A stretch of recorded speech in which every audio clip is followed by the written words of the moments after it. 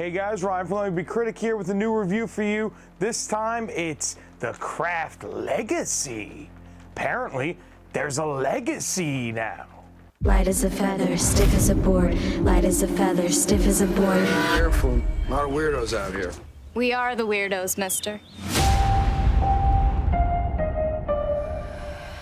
The Craft Legacy is a reboot, sequel, mesh, Blumhouse horror film directed by Zoey Lister-Jones, who is a known comedic actress who has directed a film before. I actually really enjoyed her comedic film Band-Aid. If you haven't seen it, it stars herself, Adam Cailee, and Fred Armisen, and that is a comedic film. This is not a comedy. If you've seen the first Craft, you know the story of this craft. It is a group of 4 girls in high school. There is a new girl who's an outsider who joins these 3 girls to create a coven of witches and what they do with their power.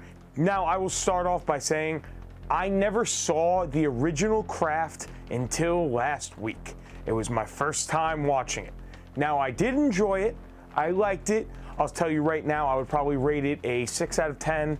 There were some things I enjoyed about it, most of which being the soundtrack and the cast and the characters.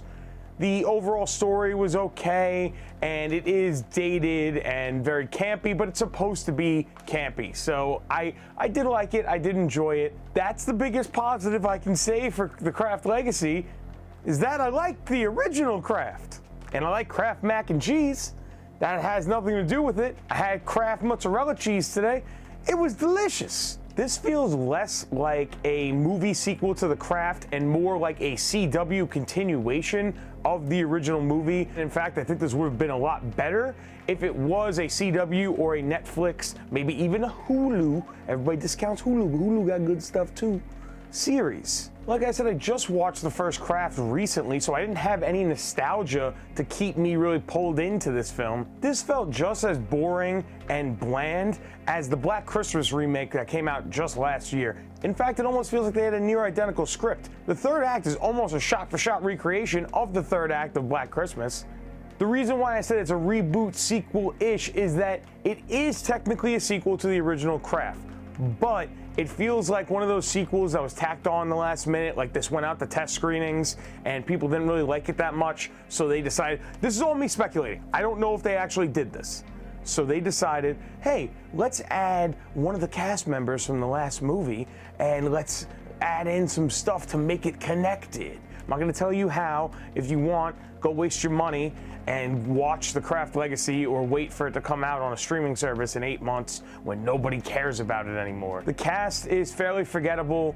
The biggest standout is probably the fact that David Duchovny's in it, and it's just nice to see that David Duchovny has a job sometimes, but he's not very good, and this is somebody who loves the film Evolution. I live and die by the film Evolution. I enjoyed X-Files. I didn't enjoy when I saw Dave Duchovny in person at an X-Files panel at Comic-Con. Kind of seemed like a real stinkeroo. This movie kind of just adds to my thought that he's a real stinkeroo. So if you get anything out of this review, it's that David Duchovny is a real stinkeroo. Michelle Monaghan has a very forgettable I'm the mom in this movie performance. And the cast of the actual girls themselves, I feel really bad because I've seen some of them be good in other films. So I don't really think it's them. And I don't even really know if it's Zoey Lister-Jones. Maybe Zoey Lister-Jones just isn't good doing this kind of film yet. I think Blumhouse was kind of hoping that this would be like another Get Out. We have another comedy person doing a horror film. And they also did Halloween, which came out 2 years ago, which was co-written by Danny McBride and directed by David Gordon Green. But David Gordon Green is a very different kind of filmmaker. He jumps around in genres. He's like a Richard Linklater or a Steven Soderbergh. He doesn't stick to one genre. So I totally was buying in on him directing Halloween. Zoey Lister-Jones, I don't think was the right choice for this. I know supposedly this was her pitch and this was her idea. I don't know if she was the right fit to direct though. And in all honesty, this feels like a made-for-DVD film, and this was supposed to be in theaters. If it wasn't for the pandemic and everything that's going on in the world, this would have been a theatrical release.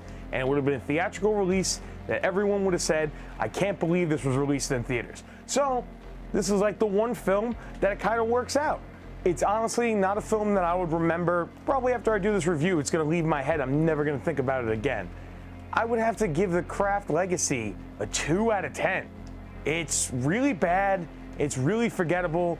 I'm sure there are some people that will really enjoy it. It kind of hits you over the head with female empowerment, which I think is great when written correctly, and I think this was not written well. I think this was written really badly. It looked more like a PSA, and it felt just like the Black Christmas remake. If you saw the Black Christmas remake and you thought that sucked, you're gonna think this sucked too.